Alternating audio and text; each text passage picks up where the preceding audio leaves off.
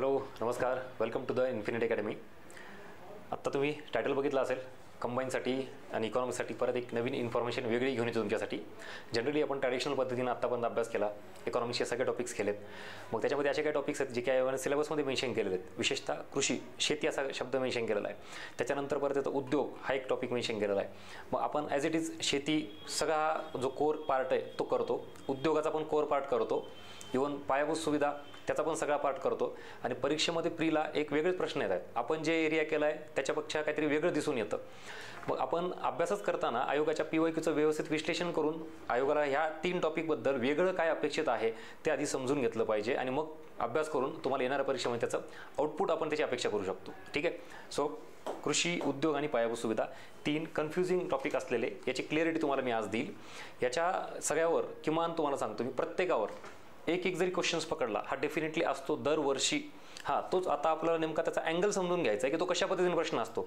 किमान 3 प्रश्न याच्यावर असतात. किमान म्हणतो ना, कधी कधी याच्यावर 2 आहेत, याच्यावर 2 आहेत, इकडं कधी आपण करंटचा अँगल जर पकडला तर तुम्हाला हे दोन्ही मिळून 3 टॉपिक मिळून 5 क्वेश्चन्स देऊन जातात. Not a joke. विचार करा. मी याच्या आधी राज्यसभेचे असेच लेक्चर घेतलेले आहेत प्रीच्या आधी, आणि त्याचं बरंच रिफ्लेक्शन दिसतंय. तुम्ही सेमिनार अटेंड केले असतील यूट्यूबचे तर आवर्जून तुम्ही बघून घ्या, किंवा आपल्या टेलिग्राम चॅनलला पण मी टाकलेलं आहे की रिफ्लेक्शनची फाईल नेमकी अर्थनीती टेलिग्राम चॅनलवर बघा. आयोगाचे आत्ता राज्यसभेचे झालेले प्रश्न आणि त्याचा खालचा कंटेंट आपल्या याच्यातून रिफ्लेक्ट झालेला आहे. बरं, आता तसंच सेम ही जी संधी आहे कुठली कंबाईनची, ही तुम्ही आता वाया घालू नका. जे मी इनपुट्स देतो हे कम्प्लिटली बेस्ड ऑन PYQ असतील, आणि त्याच्यानुसार मग अभ्यास करा. तुम्हाला कळेल की खरंच आपण आत्तापर्यंत काय करत होतो आणि काय करायला पाहिजे आता इथून पुढं.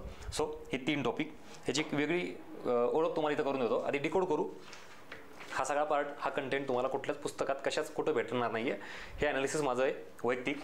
कंबाईन प्री हे आपलं टार्गेट आहे, आणि त्याच्यामध्ये कृषी, उद्योग आणि पायाभूत सुविधा, इन्फ्रास्ट्रक्चर, हे 3 टॉपिक टार्गेट केलेले आहेत मी. आता या तिन्हीचाही संबंध इतर 3 सब्जेक्टसोबत येतो. बी केअरफुल, मी काय म्हणतो नीट आहे का. इकॉनॉमिक्सलाच आपण फक्त ह्या तिघांना जोडतो, ही मोठी चूक करतो आपण.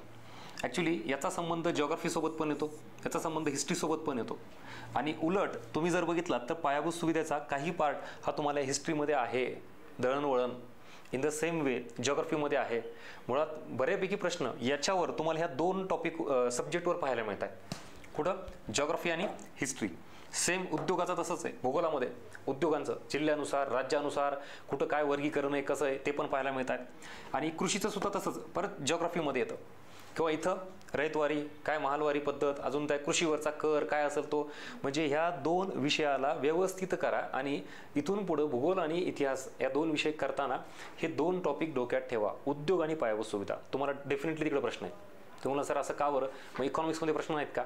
विषय काय येतो, जो काही आपला आयोगाचा क्वेश्चनचा सेट असतो ना, 15 क्वेश्चनचा सेट, इकॉनॉमिक्सवर 15 येतात. सो त्या 15मध्ये या 3 टॉपिकवर कसे प्रश्न येतील तेच मी आता इथून पुढे सांगणार आहे तुम्हाला. पण या 15 प्रश्नांच्या व्यतिरिक्त मग जिओग्राफीचा प्रश्नांचा सेट असेल, हिस्ट्रीचा असेल, त्याच्यामध्ये सुद्धा तुम्हाला ह्या 3 प्रश्न पाहायला मिळतील. आता या व्हिडिओ नंतर आवर्जून PYQ बघा, आणि तुम्ही जो सोर्स वापरताय कशाचा, इथं हिस्ट्री आणि जिओग्राफीचा याचा, आणि त्याच्यामध्ये आता हे टॉपिक बघा, तुम्हाला दिसतील आणि प्रश्न पण दिसतील.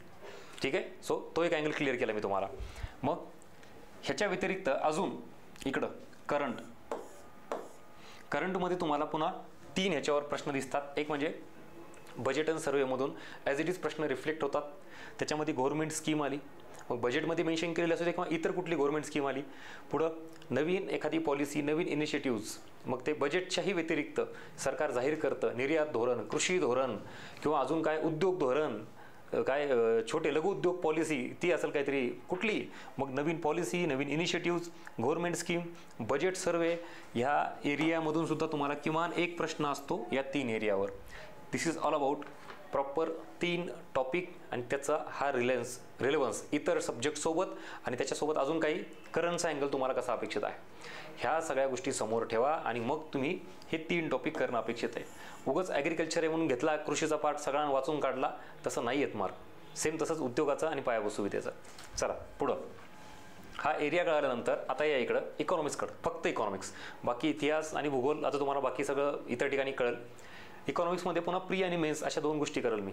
आता सगळ्यात महत्त्वाचा पार्ट सुरू झाला. येणारी कंबाईन तुमची जर टार्गेट असेल तर हा पार्ट नीट समजून घ्या.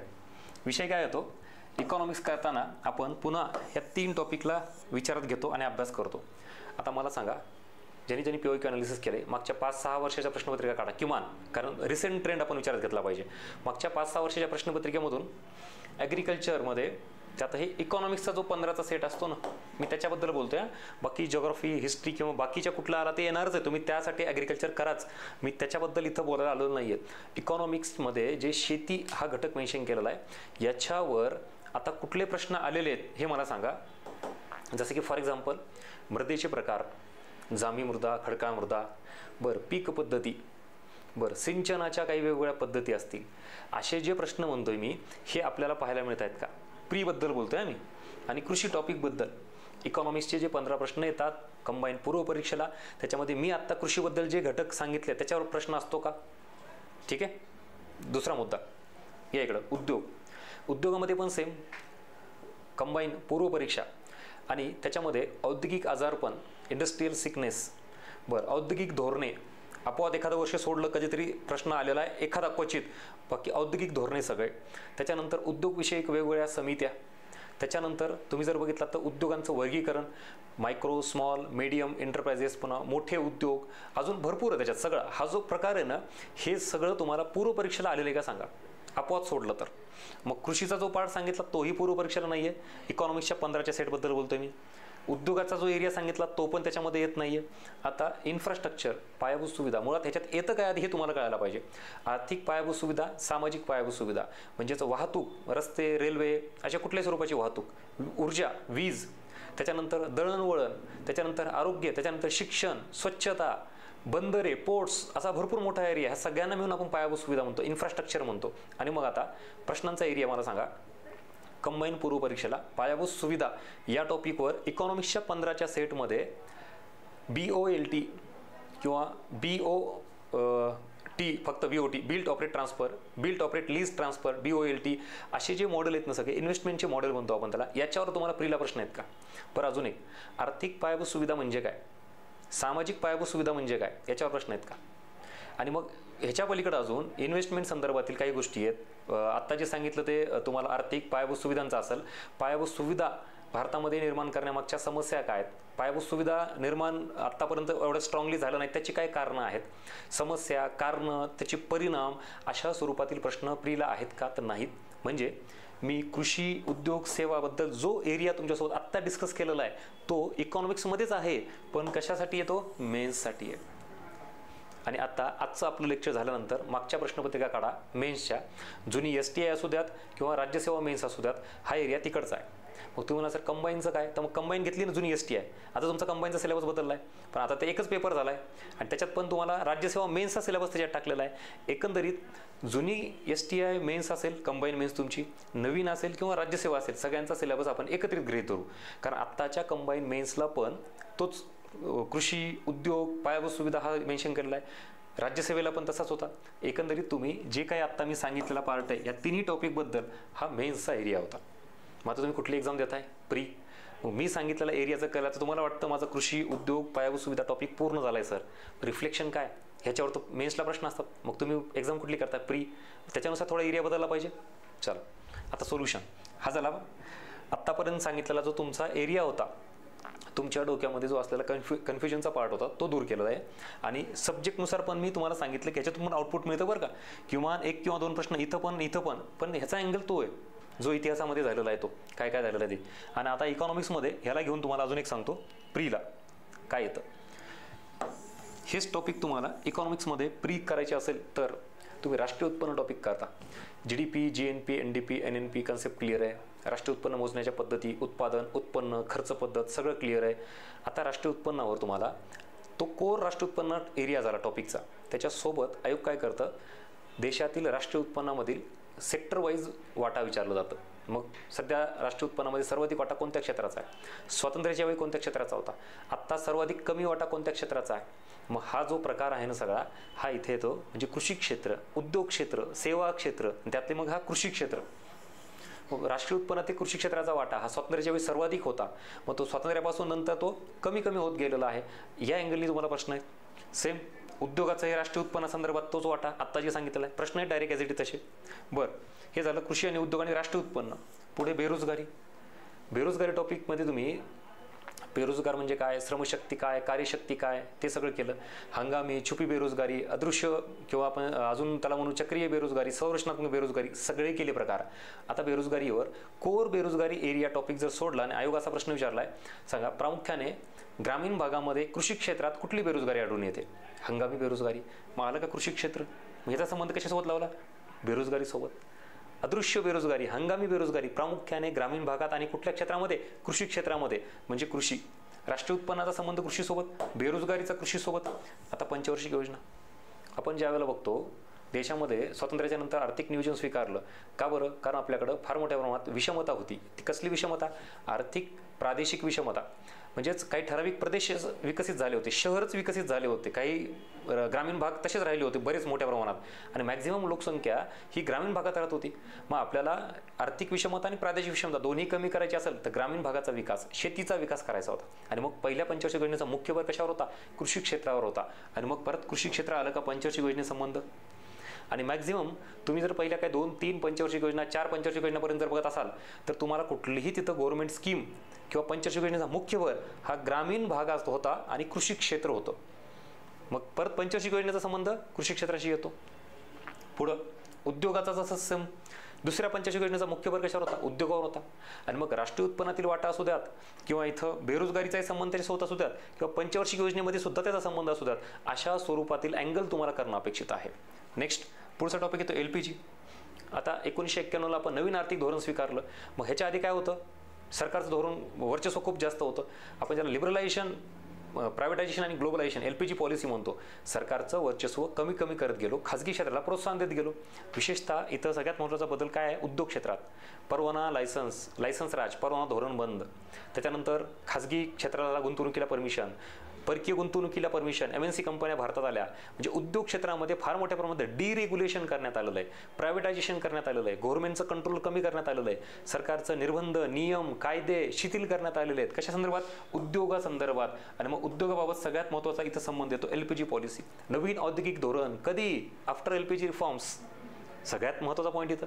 त्याच्यानंतर मग पुन्हा तो तुमचा महारत्न, नवरत्न, मिनीरत्न कंपन्यावाला पार्ट येतो. काय वॉटेवर हे असेल, म्हणजे उद्योग असेल, कृषी असेल, तुम्हाला याच्याशी संबंध लावून दिला. Same infrastructure. आता पायाभूत सुविधा म्हणलं तर पुन्हा ह्याचा संबंध कसा येतो बघा. एकंदरीत तुम्ही पायाभूत सुविधा देशामध्ये जर निर्माण करत असाल, म्हणजे वाहतूक, रस्ते, रेल्वे ही वाहतूक निर्माण करत असाल तर रोजगार निर्मिती होणार नाही का?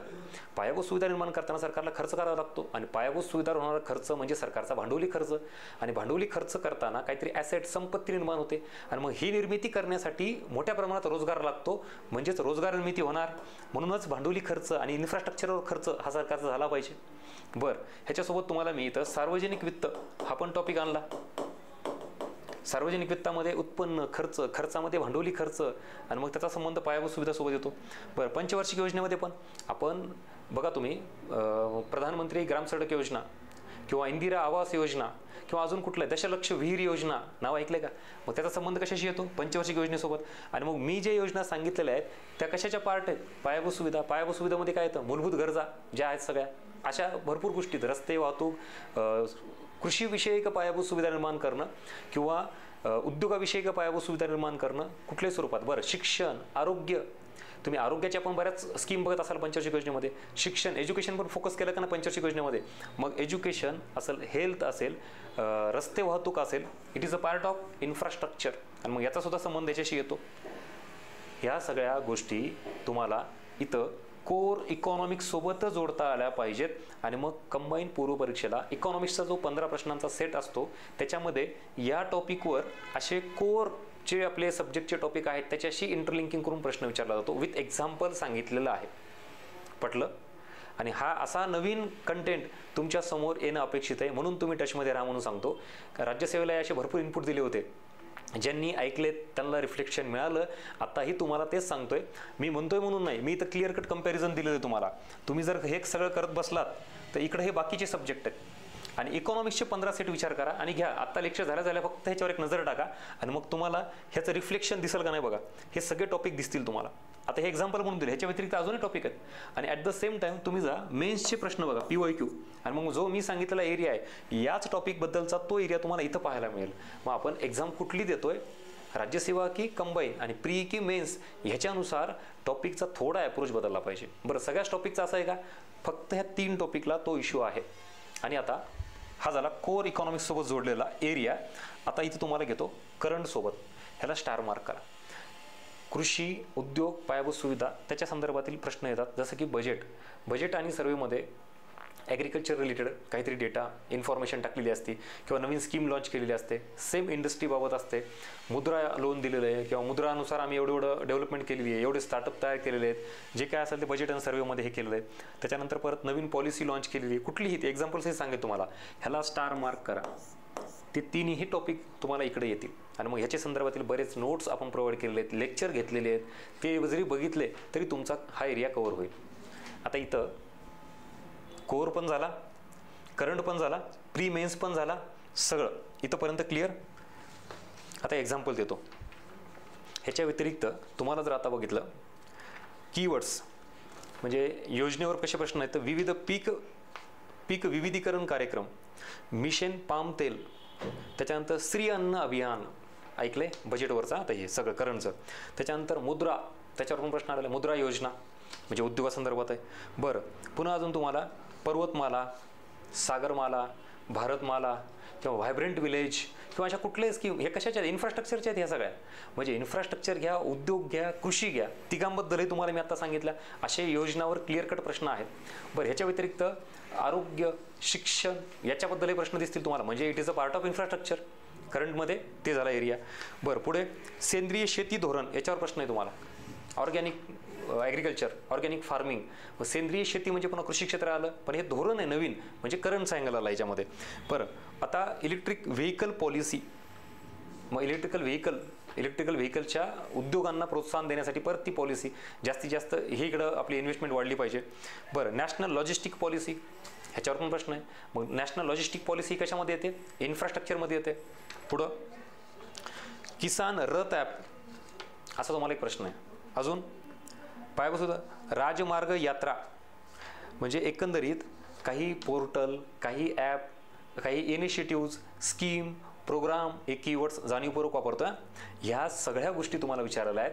मग कृषी असू द्यात, उद्योग असू द्यात, पायाभूत सुविधा असू द्यात, त्याच्याबाबतचे हे सगळे पोर्टल, हे ॲप, हे इनिशिएटिव्ज, हे गव्हर्नमेंट स्कीम, हे प्रोग्राम असे विचारलेले आहेत. मग आता तुम्हाला इथून पुढं ह्याच्यामध्ये बघा आता किती सब्जेक्ट आले. एक म्हणजे आपला इकॉनॉमिक्स, त्याचा अँगल सांगितला. इकॉनॉमिक्सला कोर जे इकॉनॉमिक्सचे टॉपिक आहेत त्याच्यासोबत जोडायचे ह्या 3 टॉपिकला. कुठल्या? कृषी, उद्योग आणि पायाभूत सुविधा. त्यासोबत तुम्हाला तेच 3 टॉपिक जॉग्राफीच्या अँगलमध्ये हे विचारलेले आहेत. सेम हेच टॉपिक तुम्हाला कशात विचारलेले? हिस्ट्रीमध्ये हे विचारलेले आहेत. आणि याच्या व्यतिरिक्त इथं करंट अफेअर्स म्हणून तुम्हाला जो सब्जेक्ट आहे बरं का, करंट अफेअर्स सब्जेक्ट याच्यामध्ये पण आहेत. असे 1, 2, 3, 4 सब्जेक्ट तुम्हाला ह्या 3 टॉपिकसोबत जोडलेले आहेत. कुठले कुठले? कृषी, उद्योग, पायाभूत सुविधा, हे 3 टॉपिक आणि 4 सब्जेक्ट. आणि किमान प्रत्येक सब्जेक्टमध्ये याच्यावर एक तरी प्रश्न असतो. करंटच्या अँगलने आत्ताच सांगितलं मी सगळं.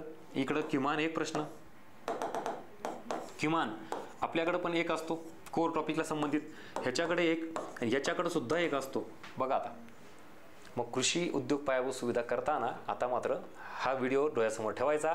मी तुम्हाला एरिया डिकोड करून दिलेले आहेत, अँगल डिकोड करून दिलेले आहेत, आणि त्याच्या पद्धतीनं एक प्रश्न पिकअप करायचा. अजिबात जाऊ देऊ नका. 4 ते 5 मार्क तुम्हाला, 4 ते 5 क्वेश्चन्स फक्त हे 3 टॉपिक देणार आहेत. फक्त आपल्याला त्या पद्धतीनं करता आलं पाहिजे. अजून पुढं बजेट आणि सर्वेमध्ये काही वेळेला तुम्हाला निधी विचारला जातो की फंड अलोकेशन किती आहे, काय ते आपल्या करंटच्या बजेटच्या सेशनमध्ये होऊन जाईल. पुन्हा भूगोलामध्ये काही महत्त्वाचे स्थान, MIDC, उद्योगांचा इतिहास, सद्यस्थिती असं काहीतरी विचारलेलं असतं. पुढे अजून रेल्वे, रस्ते याच्याबाबत तुम्ही बघा इतिहासात पण आहे. ती मला वाटते नागपूर योजना किंवा अजून काही तसं विचारलेलं आहे. तो इतिहास आणि भूगोल, रेल्वे मार्ग, रस्ते, काही औद्योगिक केंद्र, ठीक आहे ते झालं. पुन्हा हां करंटमध्ये ॲप आणि ते सांगितलं. महारत्न, नवरत्न, मिनिरत्न कंपनी त्याच्यावर प्रश्न आहेत तुम्हाला. पुन्हा इकडं ह्याच्यात हाच एरिया. अजून जर काही घ्यायचा म्हणलं तर बँकिंगमध्ये किंवा priority sector lending, core topic हा इकॉनॉमिक्सचा. प्रायोरिटी सेक्टर लेंडिंग त्याला माहिती झालं, आता लक्षात येईल मी काय म्हणतो ते. अग्रक्रमिक क्षेत्र कर्ज पुरवठा, याच्यामध्ये एकूण अग्रगण्य क्षेत्र कर्ज पुरवठा किती असतो 40%. त्याच्यामध्ये ॲग्रिकल्चरला किती असतो 18%. आला का ॲग्रिकल्चर सेक्टर. कृषीवर प्रश्न आला. पुन्हा उद्योग पण आहे, उद्योगामध्ये MSME सेक्टर आहे, PSL कन्सेप्ट.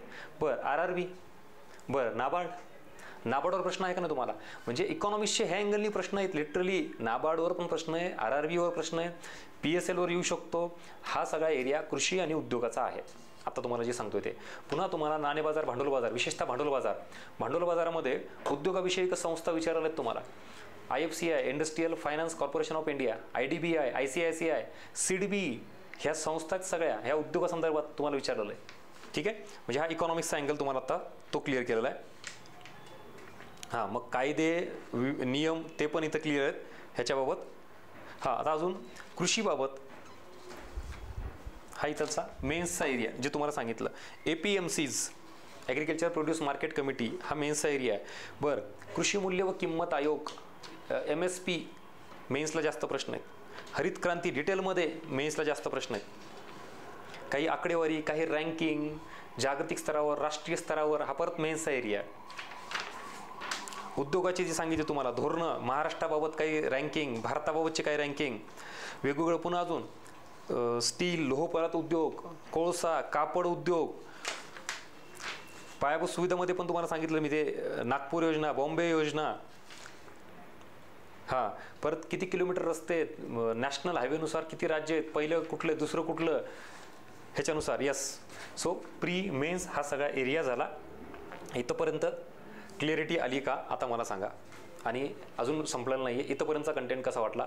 प्रामाणिकपणे मी तुम्हाला व्हॅल्यू ॲडिशन नवीन काहीतरी प्रत्येक वेळेला द्यायचा का प्रयत्न करतोय. सॅच्युरेशन आलेलं आहे, ॲव्हरेज लेवलला सगळं झालेलं आहे. सर अबव ॲव्हरेज जायचं काय करायचं सांगा. आणि म्हणून मग हे ज्या पुस्तकात आपण अभ्यास करतोय त्याच्यातच कुठंतरी लपलेलं असतं, पण आपल्या समोर अशा पद्धतीनं बाहेर आलेलं नाही. PYQ एक्सप्लेनेशन करण्यापेक्षा PYQ ॲनालिसिस करा असं माझं नेहमी वाक्य असतं. ॲक्च्युली PYQमधून हे घेतलं पाहिजे आपण, आयोगाला नेमकं काय म्हणायचं आहे. आणि हा एरिया मग PYQ ॲनालिसिसमधून तुमच्या समोर आणलेला आहे. आता हे लेक्चर झाल्यानंतर आवर्जून PYQ बघा. मी इथं ओझरता फक्त एक आढावा घेऊन देतो तुम्हाला PYQचा. मी जेवढं सांगितलं आहे तेवढं इथं तुम्हाला लक्षात येईल की ते खरंच रिफ्लेक्ट आहे का. आणि मग व्हिडिओ आवडला असेल तर नक्की लाईक करा आणि तुमची फीडबॅक कमेंट बॉक्समध्ये मेन्शन करा आवर्जून. तुम्हाला येणारा आत्ता जो उरलेला काळ आहे ना, ह्याला घाबरायचं नाही. आता उरलेल्या काळामध्ये ज्यावेळेला रिव्हिजन कराल ना तुम्ही, तेव्हा मी आठवलं हे लेक्चर आठवलं मला. आणि एकदा सगळं हे डोक्यात बसलं की बरोबर ते दिसायला लागते. इतिहासात गेलं की अरे हा पायाभूत सुविधाचा लेक्चर, अच्छा इकडं भूगोलात गेलं की हा इन्फ्रा इंडस्ट्री, असे पण प्रश्न आहेत ते भूगोलात येतात. आणि इकॉनॉमिक्स वाचताना मग हा इकॉनॉमिक्सचा अँगल आज जे सांगितलं तो इम्प्लिमेंट करा. ठीक आहे. चला आता जाऊयात आपण PYQकडे. हे बघा, हा आता तुमचा PYQ काय, नाबार्ड म्हणजेच कृषीच्या संबंधित आपण इथं म्हणू शकतो याला. आणि मग नाबार्डवर प्रश्न आहे आणि कशाला तो काय करतोय काय नाही, उद्योगासाठी असेल कशासाठी, कृषी क्षेत्रासाठी, नाबार्डचा प्रश्न. आता मी हे एक्सप्लेन नाही डिटेल करणार. आपला मेन एरिया होता की तुम्हाला या 3 टॉपिकमधले सब पॉईंट्स बाहेर काढून देणं, हे 3 टॉपिक डिकोड करून देणं हा मेन उद्देश होता. त्यामुळे इथं ओझरती नजर टाकते तुम्हाला फक्त. हे इथलचा एक प्रश्न झाला. त्याच्यानंतर पुन्हा हे बघा, सेंद्रिय शेती धोरण प्रश्न, ॲग्रिकल्चरचं काय करायचं काय नाही त्याच्यानुसार तुम्हाला उत्तर मिळून जाईल. पुढं हे महाराष्ट्र सहकारी खरेदी, आता संस्था वेगवेगळ्या ह्याच्यानुसार बेसिक आहे, फार ॲडव्हान्स नाही आहे असं इथं. पुन्हा ॲप्लिकेशन, हे किसान रथ आहे काय, कनेक्ट आहे, किसान कृषी नेटवर्क आहे, म्हणजे ॲप नेटवर्क किंवा इनिशिएटिव्ह स्कीम बेसिक लेवलला. पुन्हा हे घ्या ऑपरेशन ग्रीन, म्हणजे योजना आलं का, हे कृषी रिलेटेड. हां, हे सगळं आत्ता जे सांगतोय तुम्हाला. हे मिशन आलं का, मिशन राष्ट्रीय मिशन पाम तेलबद्दल. आता काही संस्था, हे असं कृषी पतसंस्थांची संख्या, मी तुम्हाला म्हणून डूज अँड डोंट्स याच्यावर पण एक सेपरेट व्हिडिओ बनवणार आहे. आपण कशाच्या मागे पळायचं, उगाच काही न करता. आता राज्यसभेला पण तोच अनुभव आला ना, ते हिगिन्स असेल, ते कुबेराचं वाक्य असेल, काही. हा एरिया नॉट अ जोक. तुम्हाला फार मोठ्या युनिव्हर्सिटीचे रिसर्च पेपर सहित वाचावं लागणार आहेत, मोठे रेफरन्स बुक. सो काही एरिया आहे जो हे करायचा तात्पुरता. आता बघा तुम्हाला मी तो व्हिडिओ सेपरेट बनवला डूज अँड डोंट्सचा. आता हा सुद्धा ग्रामीण भागात आणि शेती, ग्रामीण भाग आला का, कृषी संबंधित काय, पुन्हा हे नाबार्डच्या संबंधित आहे. बघा एरिया बघा आणि तुम्हीच ठरवा आता काय करायचं ते. नको तो एरिया करायचा आहे का. पुन्हा सेम हे घ्या, कृषी विकास योजना आणि 11व्या पंचवार्षिक योजना आहे का 12व्या काय, तेच संबंध परत पंचवार्षिक योजनेसोबत लावलेला आहे. हरित क्रांतीचा पुन्हा बेसिक प्रश्न आहे हा, अजिबात मोठा अवघड नाहीये. हा सुद्धा पंचवार्षिक योजनेसोबत जोडलेला आहे. आर्थिक नियोजन म्हणजे पंचवार्षिक योजना. आणि मग काय, शेती क्षेत्र घ्या, शेती क्षेत्र तुमचे. किती प्रश्न आपल्या कोर इकॉनॉमिक्सच्या टॉपिकच्या संबंधित आहेत. आणि हा पुन्हा काही फार मोठा नाही आहे. ह्याचं उद्दिष्ट काय बघा, आर्थिक नियोजनाचं मेन हे सगळं उद्दिष्ट आपण जनरलाइज सांगू शकतो ना. विषमता कमी करायची, रोजगार निर्मिती करायची, शेती उत्पन्नात वाढ करायची. पण पंचवार्षिक योजनेसोबत संबंध जोडलेला आहे. हे आतापर्यंत आपल्याला माहितीच नव्हतं. आपण फक्त कृषी हा टॉपिक म्हणलं की शेती काय जे दिसतं ते वाचून काढायचं. पण इंटरलिंकिंग कशी आहे ह्याच्यासोबत तुम्हाला इथं लावता आली पाहिजे, तरच आउटपुट मिळतं, अदरवाईज नाही. हे घ्या प्रश्न. चला अजून एक, वन मोर. हा ड्युरेशन विचारलाय. या काळात एकूण स्थूल देशांतर्गत म्हणजे GDP शेती क्षेत्राचा वाटा आहे का. राष्ट्रीय उत्पन्न टॉपिक आणि त्याचा शेती क्षेत्राचा वाटा. हा एरिया, हा अँगल, हे टॉपिक आपल्याला ॲग्रिकल्चर आणि इकॉनॉमिक्सचे कोर टॉपिक ह्याच्यासोबत क्लिअर कट संबंध लावलेले आहेत. असे किती दाखवायचे तुम्हाला अजून आता. ठीक आहे, तोच हा इथलचा मुद्दा. यस, हे झाले कृषी झालं. ह्याच्या व्यतिरिक्त तुम्ही परत अजून जाऊन PYQ बघा डिटेलमध्ये. इथं मला फक्त एक ओव्हरऑल तुम्हाला आयडिया द्यायची होती की हे प्रश्न आहेत इकॉनॉमिक्सच्या सेटमधले. आता पुढं इंडस्ट्रीमध्ये जाऊ फास्टमध्ये. हां, आता हे इतिहासाचा अँगल आहे हा वाला प्रश्न. सगळे तुमचेच PYQ आहेत, तुम्ही बघू शकता. पुन्हा सेम, हां इकॉनॉमिक्सच्या सेटमधला नाही. हे औद्योगिक क्षेत्र, हे हे हे भूगोलात जातं तुम्हाला, कुठले विभाग आहेत, काय काय नाही. उद्योग. आता हा भारत हा जगातील सर्वात मोठा, मग लोह सिमेंट काय असेल, ही रँकिंग तुम्हाला इथे विचारली जाते. आणि सगळ्यात महत्त्वाचा प्रश्न हे का आता आपला इथलचा इकॉनॉमिक्सचा 1950 ते 2013चा होता. या काळात स्थूल राष्ट्रीय उत्पन्न म्हणजेच परत GDP मध्ये द्वितीय क्षेत्र म्हणजे उद्योग आला का प्रश्न. मग हा आपला एरिया आहे ना. ह्याच्या आधी काय विचारला होता, GDP मध्ये कृषी क्षेत्राचा वाटा. आता काय विचारले, उद्योग क्षेत्राचा वाटा. हा एरिया सोडून मग आपण बाकी एरिया करून काय फायदा. हे बघा, आता हे परत तुम्ही इतिहासात टाकू शकताय. पहिली आधुनिक सुतगिरणी कधी काय काय नाही उद्योगामध्ये.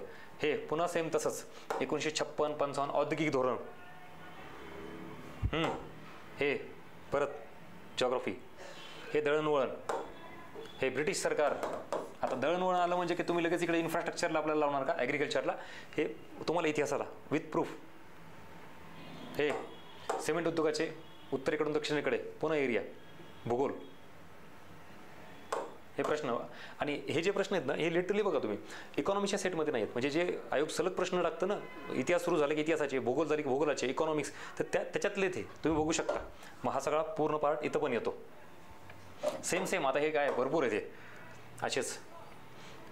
हां, आता इथं याचं एक्झाम्पल देतो.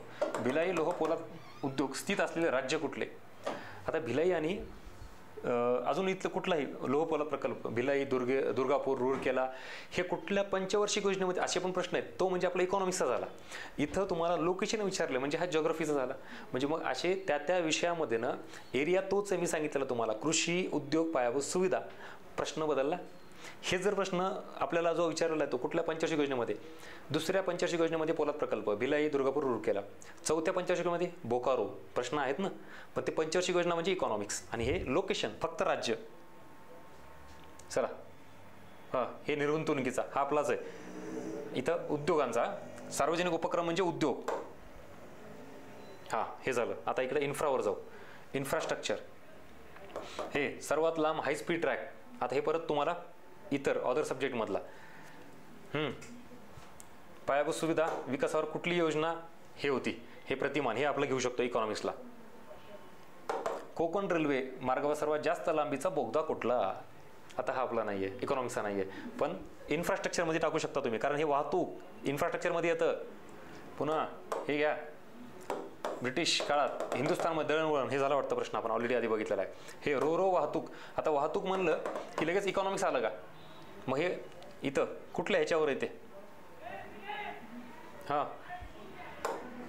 पुन्हा स्वच्छता, इन्फ्रास्ट्रक्चर, उज्ज्वल डिस्कॉम, इन्फ्रास्ट्रक्चरची स्कीम आली ही. हे आता हे रिपीटेड आहेत प्रश्न. इकडं ह्याच्यामध्ये जस्ट मिनिट.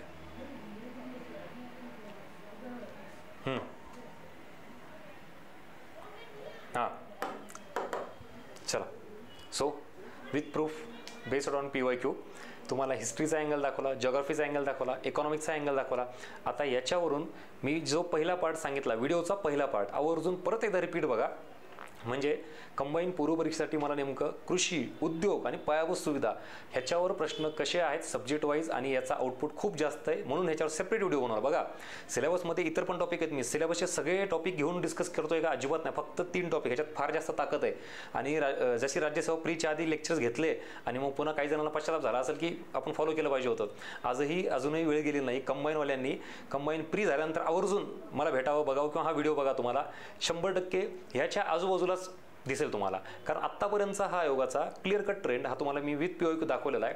तर आपल्याला फक्त माहिती नव्हतं आणि म्हणून पुस्तकात कुठला डेटा वाचायचा आणि कसा रिलेट करायचा किंवा या 3 टॉपिकचा संबंध इकॉनॉमिक्सच्या कुठल्या टॉपिकसोबत येतो हे पण आपल्याला माहीत नव्हतं. सो इथून पुढे क्लिअरिटी आली असेल. परत सांगतो, व्हिडिओ आवडला असेल तर नक्की लाईक करा, फीडबॅक तुमचे मेन्शन करा आणि अजून अशाच वेगवेगळ्या इनपुट्ससाठी आपलं यूट्यूब चॅनल सबस्क्राईब करून ठेवा.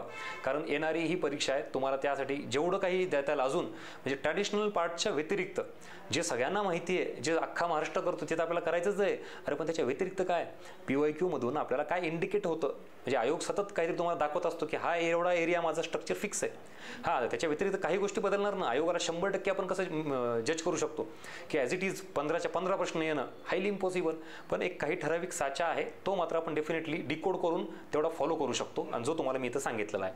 आता याच्यामध्ये इथे सगळ्यात महत्त्वाचा पॉईंट आहे, आता जे तुम्ही परीक्षा देताय त्यात कोणी विशेषतः नवीन विद्यार्थी असतील तर नवीन विद्यार्थ्यांसाठी फ्रेश स्टार्ट तुमची 2025च्या एक्झामसाठी आपण बॅच स्टार्ट करतोय इथं 14 डिसेंबरला आणि ती ऑफलाईन ऑनलाईन दोन्ही स्वरूपात असेल. प्री मेन्स इंटरव्ह्यू लक्षात घ्या. आता कधी नाही ते शेड्यूल आलं आहे आणि आल्यानंतर दरवर्षी एप्रिल, जानेवारी, फेब्रुवारी, मार्च, एप्रिल या ड्युरेशनमध्ये एक्झाम असतात बरोबर प्रीच्या. पण आता तुम्हाला संधी आहे, जे नवीन विद्यार्थी आहेत त्यांना एक्झाम तर डेट डिक्लेअर झालेली आहे आणि ड्युरेशन फार मोठा मिळालेला आहे. आणि मग याच्यासाठी पुन्हा तोच मुद्दा येतो की सेल्फ स्टडी करून काहीतरी गोष्टी आपल्याला वेळ लागतो करायला आणि मग त्या उशिरा कळतात. त्याच्याऐवजी ह्या सगळ्या बॅचमधून तुम्हाला क्वालिटी कंटेंट आणि एक्झाम ओरिएंटेड कंटेंट हा डेफिनेटली मिळणार आहे, जेणेकरून की वेळ वाचेल आणि मग जी 2025ची एक्झाम असेल तिथे तुमची टार्गेट डायरेक्ट फर्स्ट अटेम्प्टमध्ये निघू शकते.